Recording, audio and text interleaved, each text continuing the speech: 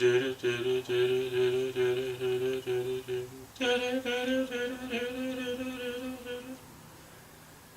did that because I can't remember a line from this movie. Hello, huge movie fanatic Nate, coming at you to review the third and what I would probably regard or presume to be the final entry and kind of the original Re-Animator, well, series, whatever the hell you want to call it. Kind of, I don't know. I'll just leave it at that. Probably I would imagine the last Re-Animator movie to feature the fantastic Jeffrey Combs in the role of Herbert West. I'm coming at you to review the movie Beyond Re-Animator. This is a DVD that I got back when Movie Gallery was still open.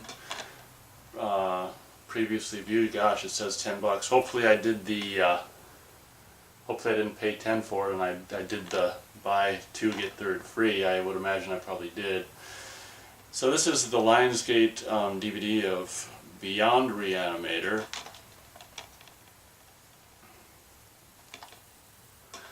That came out in 2003, 13 years after Bride of Re-Animator. So I actually, I saw this probably over, last time I saw this was probably over 10 years ago.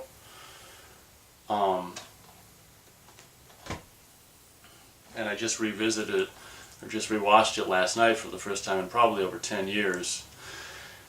And when the movie starts, I actually like how it starts with the two kids like in the tent telling ghost stories and stuff. I think this one, I can't remember if this one kid's, just saw it last night, I can't remember if this one kid is talking about events from kind of the previous movie or not. I can't remember what the kid is talking about, but probably he's talking about some kind of, ghastly events that happen, in regards to the kind of the Herbert West stuff going on.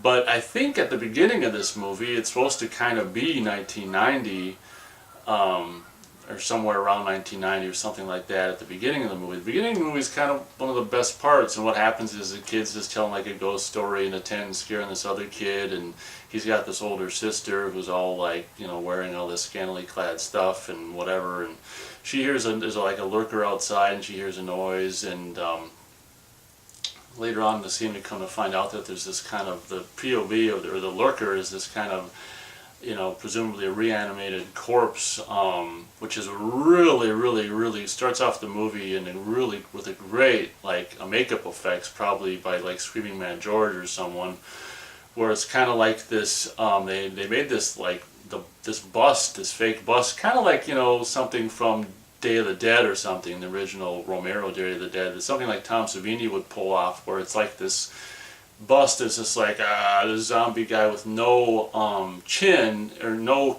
chin or neck or anything, and his tongue's kind of just like flapping around, and he's kind of goes in the house and he just like grabs milk and he's like trying to drink the milk, and the tongue's flapping trying to catch milk, and that's a really great.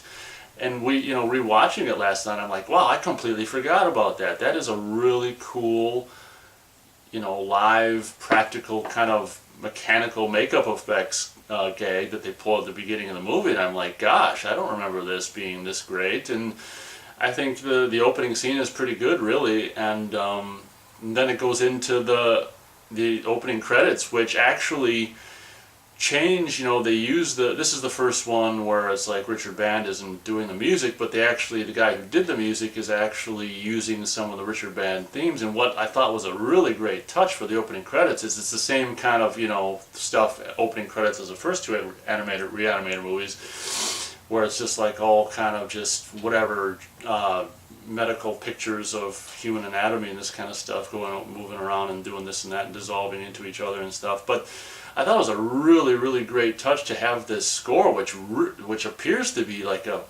full kind of actual instruments orchestral kind of a score, and they actually do like a different kind of a theme. This new composer does a different kind of a theme, kind of based on the same kind of theme as the Re-Animator theme that we've come to know and love from the first two movies. And it's just like it's really cool, kind of a new theme that I think segues into like the old theme and then back to the new one. So the opening, the first scene of the movie and the opening credits are just like great. And then I'm like watching it last night going, wow, why did I remember this as being stupid? Oh, I don't think I mentioned that. I haven't seen this one over 10 years because I was just first time I saw it, I was so over or underwhelmed by it. And then first scene's great, opening credits great, and then the first scene we kind of see Herbert West in prison, where he's like, the way we introduce Herbert West is great, where he catches a rat and pulls it into his prison cell and does all this kind of MacGyver crap to zap the rat, and what we'd come to find out later is he's extracting, like, I don't know, I can't remember what they call it, but it's basically kind of like maybe the essence or something to do with like the mental or kind of mental essence, if you will, which I'll talk about a little later.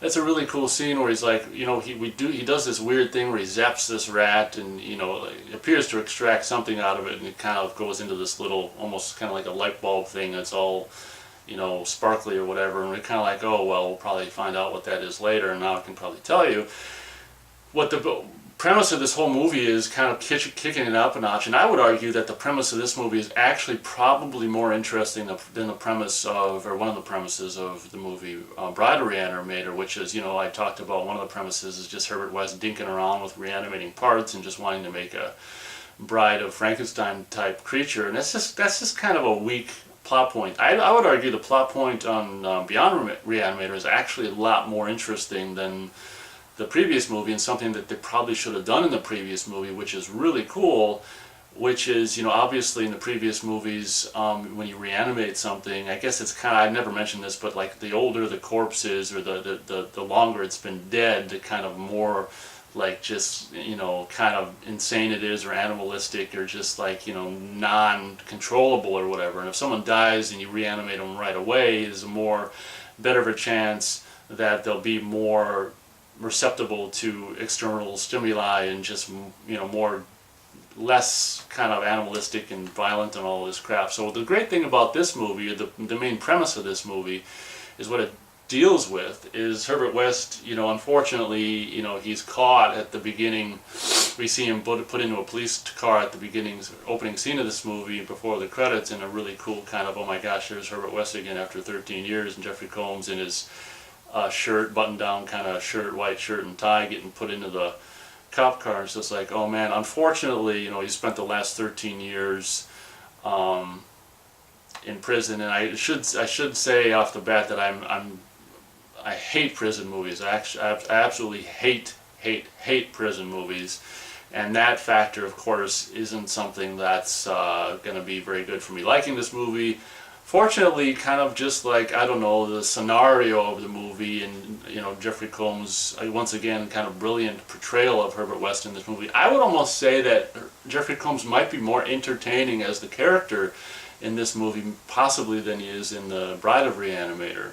But maybe just seeing him back again as the character so many years later is just so cool. But Jeffrey Combs, once again, is fantastic as Herbert West in this movie, and unfortunately, as I said, it's basically, the whole thing's a prison movie about Herbert West in prison, and he spent the last 13 years presumably experimenting on these rats or whatever kind of terrestrial life he can trick or find or capture, from his prison cell or whatever the hell he's doing, and run these experiments, which is, I don't think I mentioned it yet, which is really cool kind of thing. Is in the first two Re-Animator movies, a lot of times the reanimated, beings are never what they were before death. They're always just like not intellectually up to where they were before death. And the cool thing about this movie is it's about extracting the kind of, I guess, soul, or just maybe just the life essence of people or living things in general.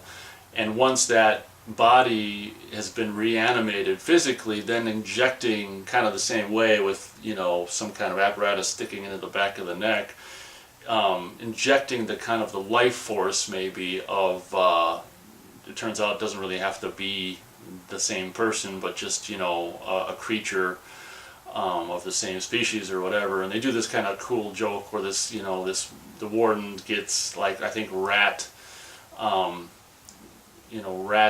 whatever you want to call it, life essence injected into him, and then I think he's like all buck-toothed and he's like crawling around on all fours like a rat or whatever, which is kind of funny or whatever. But that's the premise of this movie, and something I forgot to mention at the beginning of the review is the opening scene revolves around these two boys and this one boy telling a story and his older sister actually dying by the hands of this zombie. I forgot to mention that. With the kind of no chin and the tongue just flapping around, she ends up dying. I can't remember. Yeah, oh yeah, the thing crushes her throat, I think, or whatever. So basically, 13 years later, this kid is now like grown up or whatever in his 20s and is now a doctor and takes residency or whatever at this prison, presumably because he found out that Herbert West is there and he was responsible for the zombie that was responsible for his sister's death or whatever. And it's weird, it's kind of like he doesn't really, I don't know, he doesn't seem mad at him. It's more like he wants to work with them or something, or maybe Herbert West uses his persuasiveness to... It doesn't seem like the kid was ever really mad at West, but maybe he uses his persuasiveness, or maybe West revealing his... Oh, and the kid also brings, the reagent to him, of course, and maybe West revealing his new discoveries with kind of the extracting of the life force from creatures, and further developing the research, maybe, catapults the kid in, past the kind of the being mad at him for being responsible for killing his sister, more to like, oh, this is fascinating, I want to help you kill more other people. But it's like a 90-minute movie, and that's the basic premise. It's a bummer that it takes place in prison, but as I think I began to mention earlier, and maybe kind of got sidetracked on, is the premise is kind of engrossing enough here and there to kind of, and just Jeffrey Combs being in it. Oh, I should also mention that for the first time, which it should have been in all three movies, but for the first time in this movie, I think before the title even shows up, it's like Jeffrey Combs in Beyond Re-Animator. So finally, he's not like the last billing. It would have been ridiculous with all these no-name people in this movie if he were and Jeffrey Combs for the third time. It's just like, so finally, he's probably like, I won't do this movie unless I'm Jeffrey Combs. And it even says that, it's covered up by the sticker, but Jeffrey Combs is Dr. Herbert West.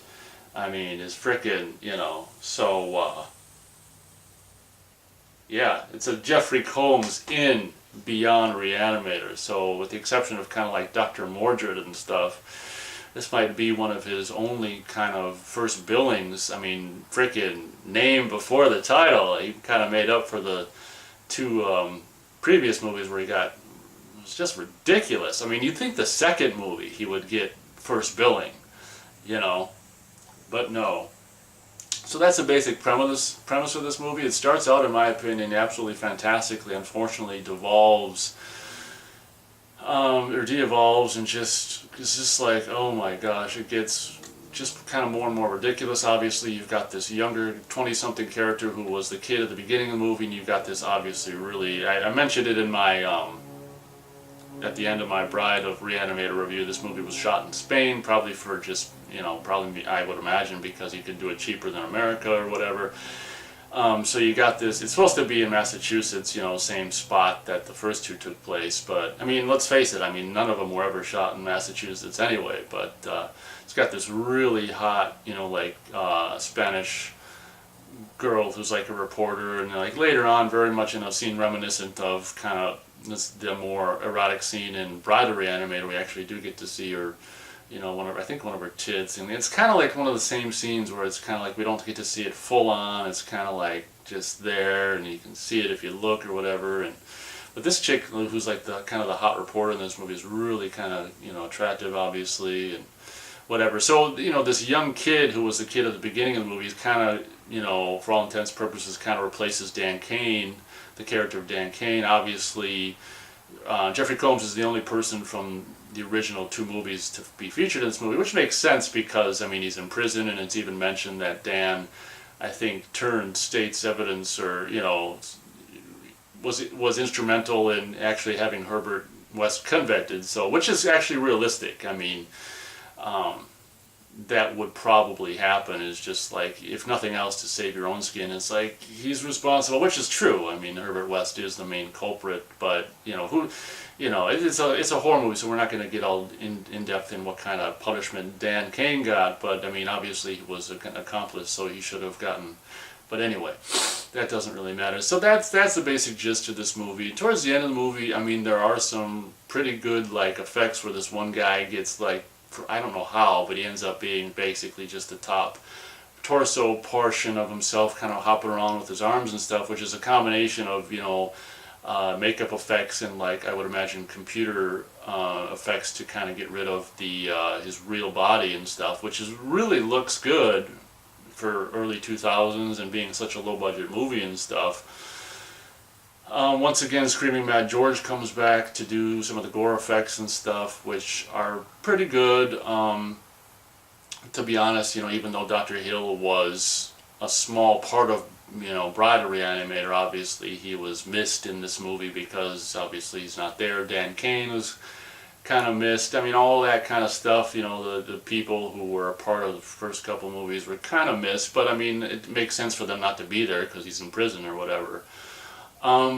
So, I mean, the movie really starts off great and then just gets worse and worse and worse. And you'd think as the movie progresses, like the last third of the movie is kind of just mayhem and kind of gore and violence and shit. But to me, that was the least interesting part of the movie. And by the time it got to that point, it was just like, kind of just like, I don't wear a watch, but I was looking at my wrist kind of like repeatedly, wondering what time it was and how much longer the movie there was or whatever. And knowing that it was like 90 minutes or 93 minutes long or something, I'm just like, okay, whatever.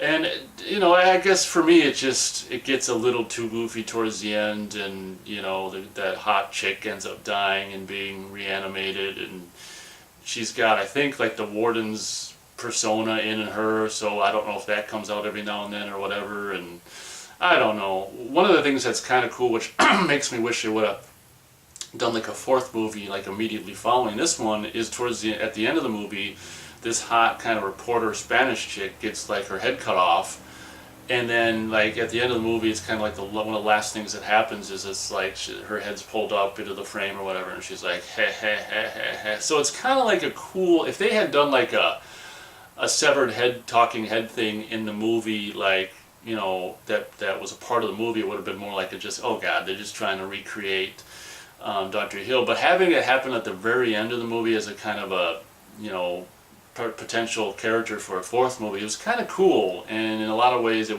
made me wish they would have done a fourth movie right after the fact with that character, instead of having, that would have been a kind of a cool replacement for, not that you could ever replace David Gale as Dr. Hill, but I mean, instead of, we've done a guy severed head, let's do a hot kind of young chick severed head. And it's too bad that they didn't do a fourth movie kind of right away with that character, with the cool hot chick head or whatever. But that's my basic review of this movie. Unfortunately, as much as I'm kind of talking it up as being all, not incredibly horrible, I'm only going to be able to give this movie, I guess we'll give it 1 star to 4 stars for Beyond Re-Animator. It starts fantastically. I mean, the music in this movie is great, with every now and then, hints and stuff, nodding back to or going back to, musical nods to the original music, but yet doing its own thing musically, which I really appreciated. That was actually kind of a ballsy move to actually have that new theme, and really, really commend the movie. I mean, I give the movie really huge props just for that fact. And Jeffrey Combs, presumably final, fantastic appearance as Herbert West's fantastic appearance as Jeffrey Combs. Actually, the opposite, rather. Jeffrey Combs' fantastic final appearance as Herbert West, and the movie ends with him, spoiler alert, because, oh gosh, don't want to ruin this movie. The movie ends with just Herbert West escaping prison, and is kind of, towards the end of the last third of the movie, or last fourth of the movie, he's in his classic kind of white button-down shirt and tie and pants and stuff as the Herbert West we know and love, and he kind of escapes, quietly escapes prison and walks into the dark, the darkness of night, shrouded in mist, with his kind of medical bag in hand, reagent in, inside, just ready for a fourth movie. And having revisited this, I mean, like I say, I can't help but think, gosh, it would have been cool if they had done a fourth. And maybe, I mean, obviously, it looks like they were kind of getting ready for a fourth, but obviously, it probably didn't do enough business to warrant it. But there you go. Beyond Re-Animator, that's my thoughts. Feel free to let me know what your thoughts are.